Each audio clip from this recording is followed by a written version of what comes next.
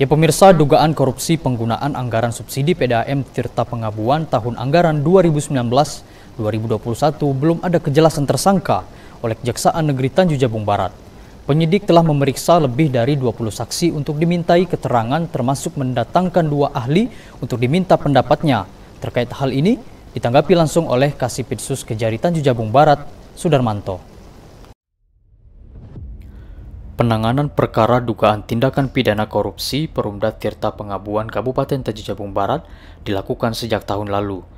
Hingga saat ini belum ada yang ditetapkan sebagai tersangka untuk mempertanggungjawabkan atas penyalahgunaan dana subsidi Perumda Tirta Pengabuan oleh pihak Kejari Tanjung Jabung Barat.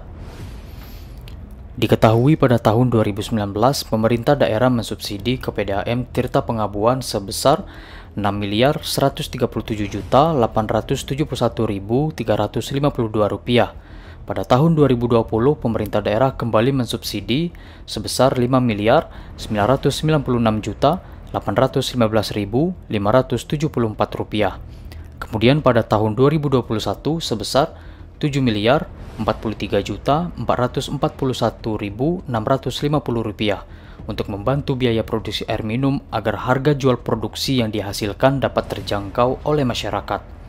Dalam kesempatan ini, Kasih Pidana Khusus Kejari Sudarmanto menjelaskan pihaknya telah mengajukan permintaan kerugian keuangan negara ke BPKP. Di November, Kasih Intel dan tim melakukan ekspos di BPKP.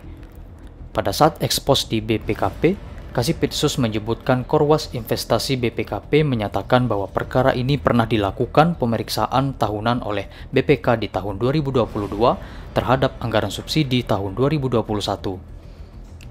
Pihak BPKP meminta kepada pihaknya untuk berkoordinasi dengan BPKRI. Akhirnya ia ke Jakarta berkoordinasi dengan auditor utama investasi BPK dan dirinya telah menjelaskan hasil ekspos dengan BPKP. Diambil kesepakatan untuk menghitung kerugian negara adalah BPK, sehingga membuat ekspos 2 kali. BPKP menyatakan karena ini pernah dilakukan pemeriksaan LHP tahunan oleh BPK di tahun 2022 terhadap anggaran subsidi tahun 2021, pihak BPKP minta kepada kami untuk berkoordinasi kepada pihak BPK RI. Karena ini sudah temuan BPK, apakah mereka mau ngitung, kira-kira gitulah ya kan.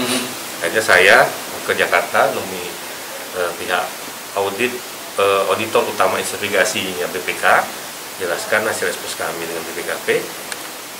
Diambil kesepakatan pada saat itu bahwa yang akan menghitung kerugian negara adalah BPK. Makanya eksposnya akhirnya 2 kali, ke BPKP ekspos, ke BPK pun ekspos. Jadi bulan Desember kemarin saya udah ekspos permulaan dengan BPK RI yang di Jakarta.